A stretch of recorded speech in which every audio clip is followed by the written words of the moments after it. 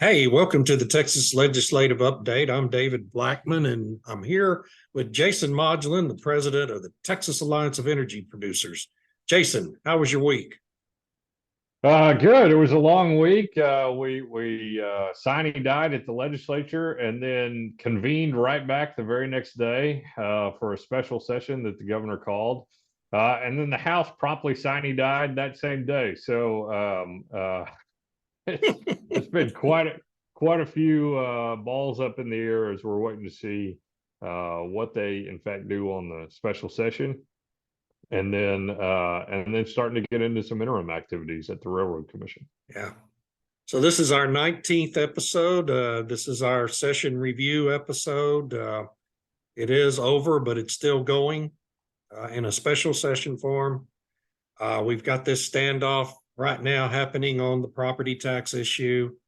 Governor Abbott has weighed in favor of the plan that the House passed before it adjourned sine die, and but the Senate doesn't appear to be too happy with that plan. So tell us how this is all going to go.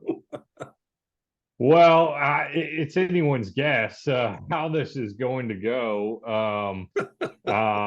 The number one item going into the session was how to dispense with the $32.7 billion budget surplus. And the governor put out a marker pretty early on during session to say that he wanted to see at least half go towards property tax relief. And the Senate started quickly as they always do with a very bold property tax proposal, which was to raise homestead exemptions for both homeowners under 65 as well as homeowners over 65, and couple that with school tax rate compression. It would have saved homeowners quite a bit of money, would have saved businesses a little bit of money, and a great plan. The House had a different plan in mind. Rather than doing homestead increases, they wanted to do the school compression, but then they wanted to go back to something that has been talked about at the legislature since Wayne Peveto put into effect the property tax code in the 80s, is some form of appraisal cap, so that your appraisal can't grow faster, or excuse me, your taxable value can't grow faster than what it is appraised at, and that being a percentage cap. And so the House suggested that a 5% across the board appraisal cap on both residential and industrial commercial property was appropriate.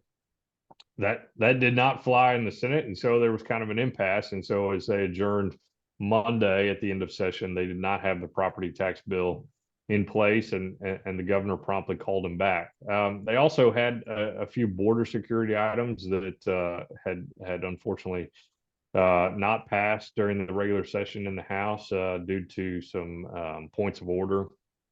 And so they had to come back for that as well. So the governor had two items on his call: property tax relief and border security or human trafficking type issues. So when they gavelled in on Tuesday morning, the House, in kind of record fashion, dispensed with all of their business in the same day. They almost never do that. How did that happen? Well, this happens quite a bit in the Senate. Is they'll suspend the Constitution, which is just a phenomenal parliamentary procedure, because our Constitution is set up very much like our needs were 150 years ago, where we need time to travel to Austin to express our viewpoints. Well, now that time has shrunk pretty considerably. And so what they've done is that they would hear a bill, they would immediately recess, send it to committee, allow that committee to vote it out, no public testimony, and then bring it back up on the floor, voted on second reading, and then suspend the rules in the Constitution, voted on third reading. So the House, in record time, accomplished all of their business for the special session on Tuesday, and adjourned. Sine die. They said, we're done. We're going home. The Senate had acted a little earlier in the day to do their property tax item, which includes the homestead increases. But that's not exactly what's on the governor's call, and it's kind of it's certainly up to both legislative houses and their parliamentarians to decide what is germane to that call, what they're going to hear on the floor. When the House received the Senate bills, they made a determination that those bills were not germane to the call. So they actually sent them back to the Senate. And then, of course, they voted their bills out, sent those to the Senate. And so it was a bizarre ship passing in the night, if you will. The Senate had adjourned until this morning, Friday morning. This is when we're recording this, and they came in.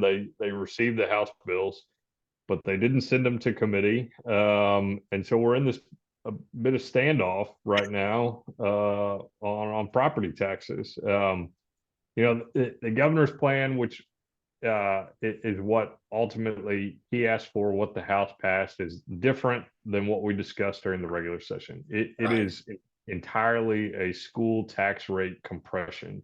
So today, on average, school tax rates across the state in the maintenance and operation portion is 91 cents. There's a few outliers, but that's the average. What this plan would do is drop that to 64 cents, a very considerable amount and reduction, 17 cents. It's a 30% reduction. And so that,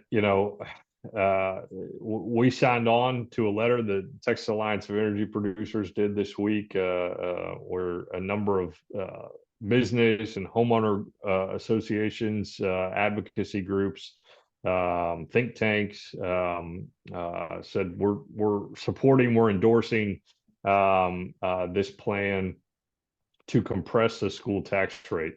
So that we'll see what the Senate ultimately ends up doing. They're coming back in next Tuesday, and we'll see ultimately how they dispense. Otherwise, I would suspect the governor would call them right back. I mean, this was the number one issue going into the regular session. You can't do other things. I think it's hard to sign a budget. It's hard to sign other types of big legislation dealing with property taxes or dealing with economic incentives if you're not addressing kind of broad tax relief and particularly relief for homeowners. So he's in a bit of a tight spot. They're all in the tight spot. They all are. Yeah. You got to get this done. Yeah. Well, speaking of other high priority issues, another one going into the session was to get a replacement for Section 313, which had expired. House Bill 5 became the vehicle for that. That bill passed, and that will have impacts on energy related projects, right? With property tax abatement kinds of incentives for energy related projects. It certainly will. There's been a number of times where refineries in the state, very large transmission facilities, pipeline facilities have accessed those funds. Here recently, they've been used a lot for data centers and other types of very large processing and distribution centers. Think of like a Walmart or an Amazon distribution center.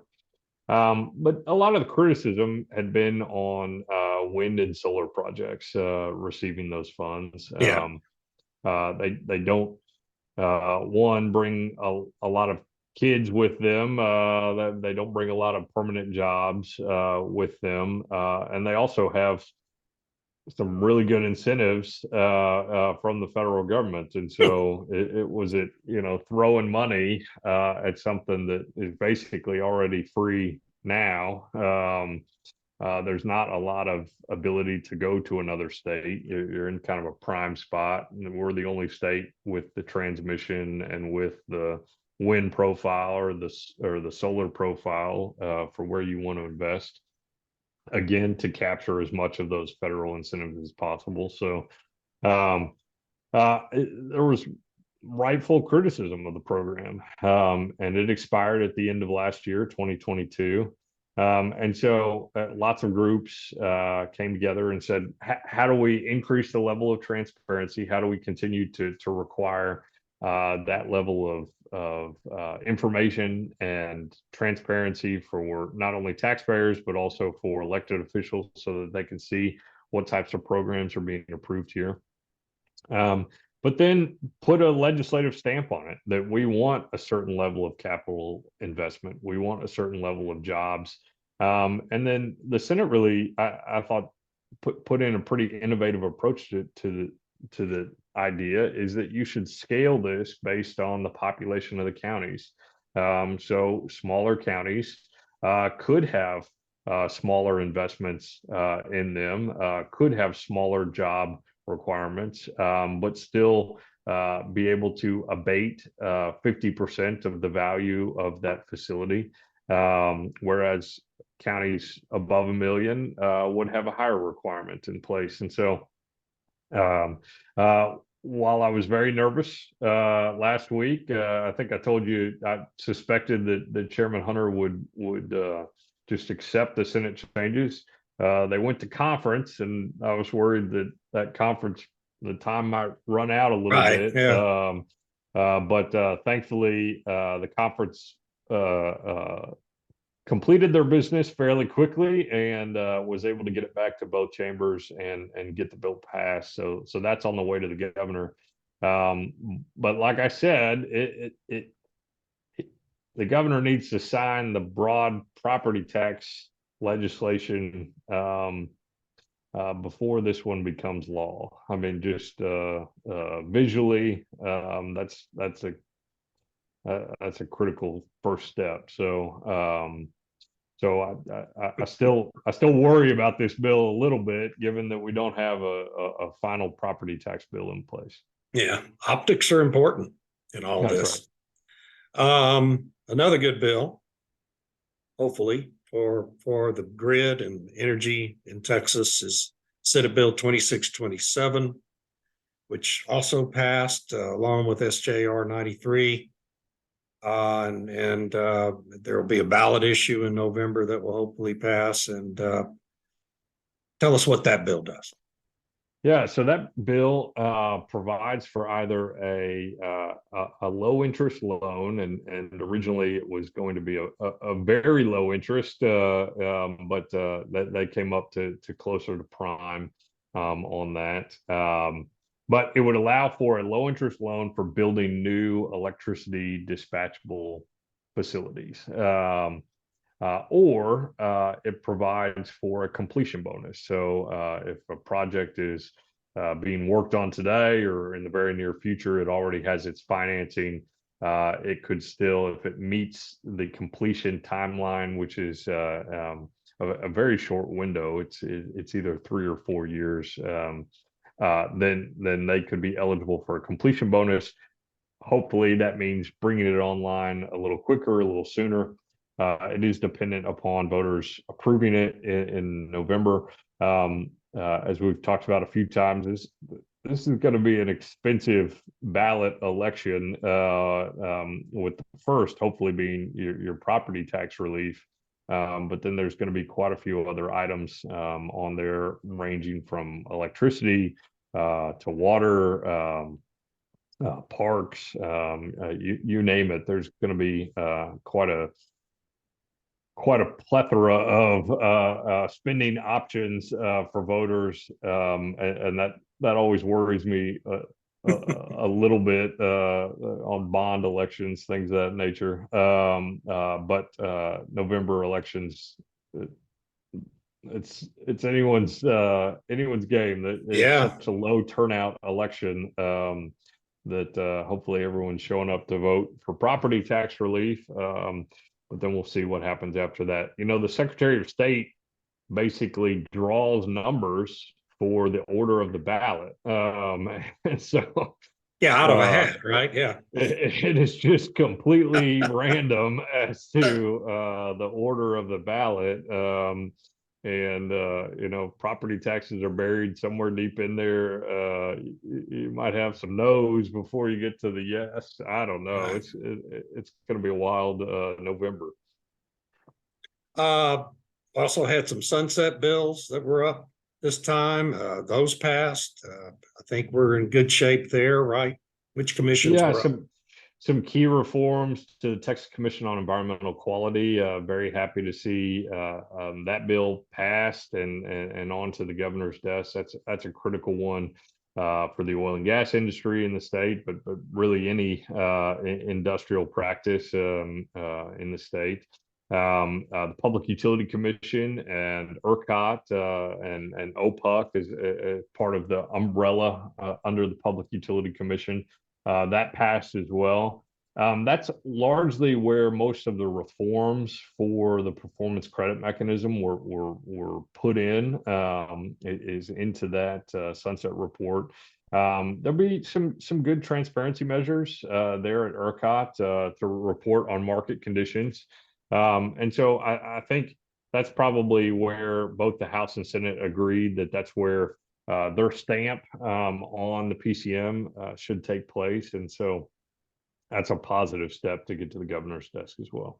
Good. And of course, back to the elephant in the living room again this week. The impeachment of Attorney General Ken Paxton whipped right through the House on an overwhelming 121 to 19 vote or something like that. Yeah. A very bipartisan vote, it should be noted. And, you know, now we have a trial in the Senate. Have you heard anything about expectations for how long people are expecting a Senate trial to last? Yeah. So, yes, it did pass on Saturday, right after we recorded last Yeah. week, and 121 votes in the House. It then moved to the Senate. The Senate adopted a resolution to basically plan out the trial, what that would look like. The House has the ability to appoint House managers, and so they've appointed a number of House members from across the state, and bipartisan there, but really quite a range, if you will, of elected officials. You had very conservative Republicans on there, more moderate Republicans, and then conservative and very liberal Democrats. So quite the range on that House managers list. And then yesterday, they announced that they had brought on some outside counsel, which Yeah. I don't know. Some heavy hitters. I still don't know what to make of it.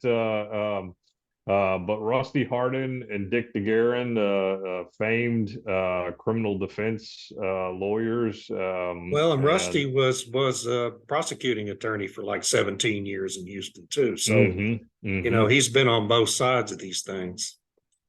Um, That's a couple of very powerful law firms to get involved in this. very powerful attorneys. I mean, well respected in the legal community. But this is not in a courtroom, you know. So Yeah. this is very much in the court of public opinion, and they certainly have worked in that space quite a bit. But then it's also in front of a political body in the Senate. So it remains to be seen how this trial will look. The resolution that Dean Whitmire, who's the senior senator from Houston, a Democrat, also running for mayor Yeah. here fairly quickly, is to come up with a process by which the Senate will lay out a trial schedule. They're supposed to initiate that trial before the end of August. So they've got a timeline in place, at least for a deadline. We'll see how quickly they start on that. And then it remains to be seen how long it will go. Yeah.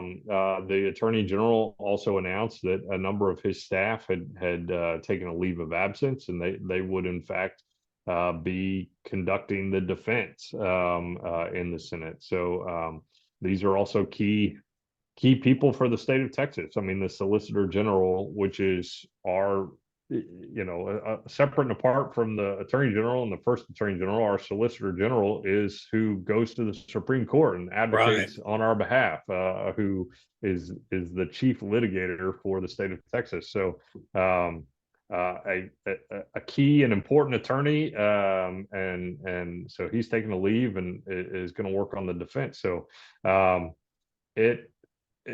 it'll be wild, is all I can say. In a session of first, this year will just continue going on, and either July or August we'll have this trial, and I mean, it'll be must-see TV for folks around this building, around this process. Well, it was a session of firsts, and quite a few of them. You want I know you were keeping a list. Do you want to talk about some of the other things you never thought you'd see that happened in this session?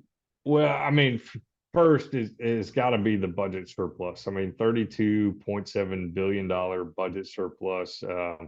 Somebody pointed out to me this week that exceeds the annual budgets of over 23 states, which is just unbelievable. Well, and meanwhile, California's got a $44 billion deficit. So, and then the exact opposite direction. That is just it's one, it's phenomenal, but two, it's so out there. We're just not going to see that level of surplus, I think, for quite a while, and until we have another banner year where we've got both federal monies coming in, we've got record high oil and gas revenues. We've also got record high sales tax revenues, coming off of the pandemic, and everybody's ready to spend and go. So it seems quite the perfect storm this session.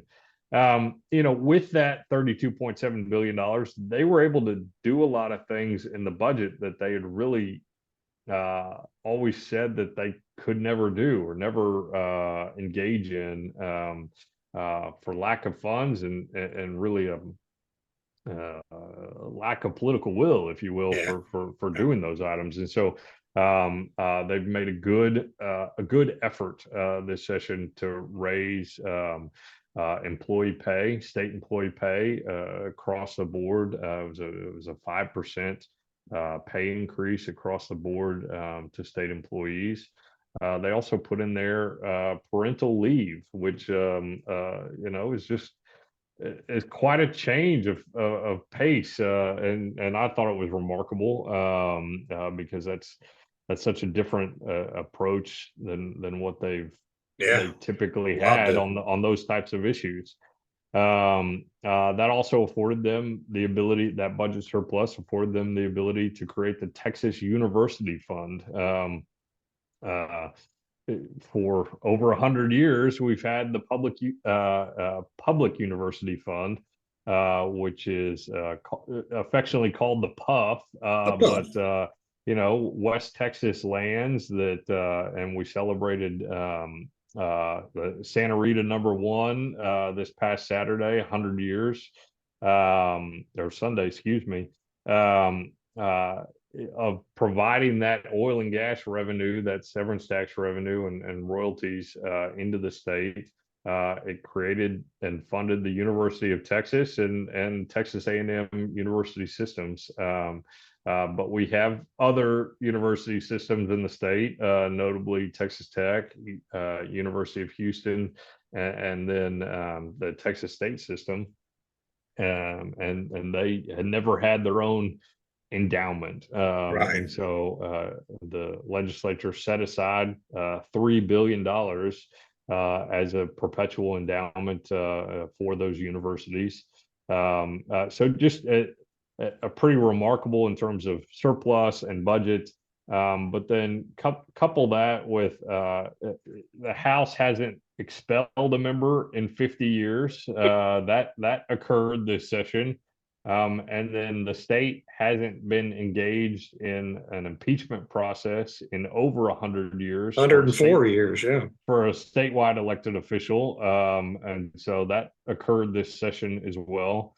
And then if we had a bingo card and we said at the beginning of the session that what they would get stuck on the special session would be property taxes, I would never have taken that bet. I mean, I just would have lost. So quite the just remarkable twists and turns in this process. It's been quite a 6 months.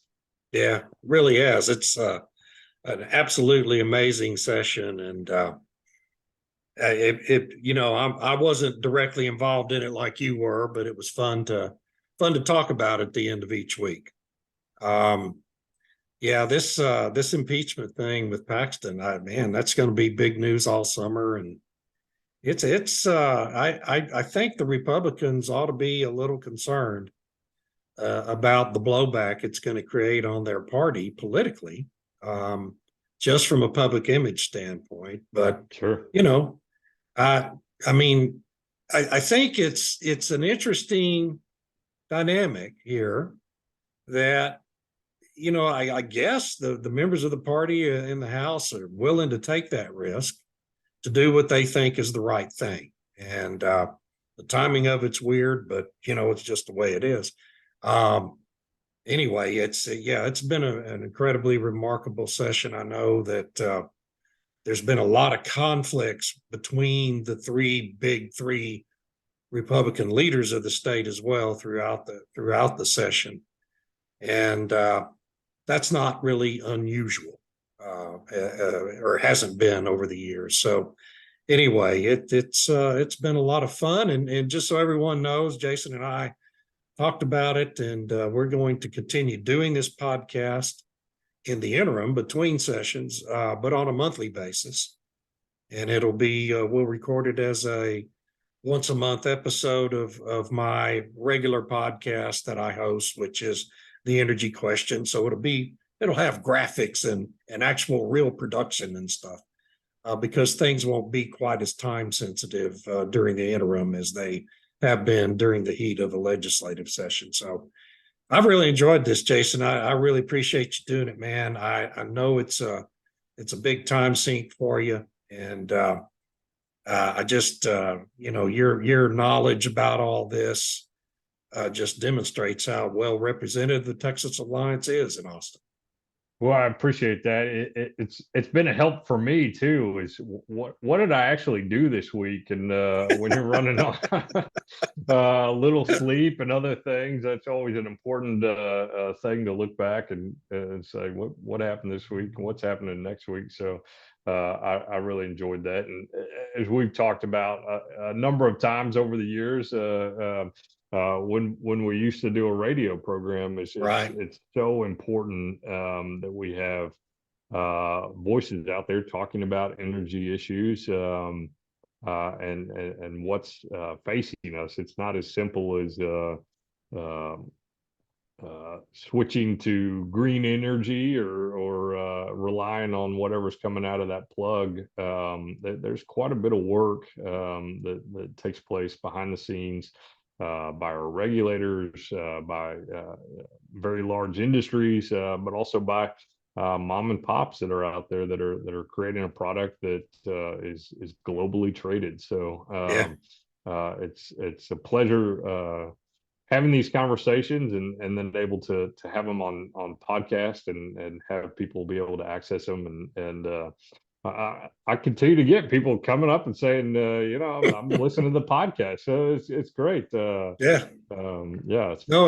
audience has grown literally with every episode. And So that's good. It's just a good sign that it's being noticed, and we haven't, we don't have a budget for promoting it. Obviously, we would love to have sponsors. If any ones at a company that think you might be interested in being a sponsor of the podcast, but we don't have any, so we don't have a budget for promotion, and have been doing this strictly through social media, and it's worked pretty well. And so anyway, with that, I guess we're done here. Our work is done for this week, and we'll get back on this next month, late in the month, and I'll put out a notice on LinkedIn when we're going to do it. And I really appreciate it, Jason. Thank you, and I hope you have a great weekend.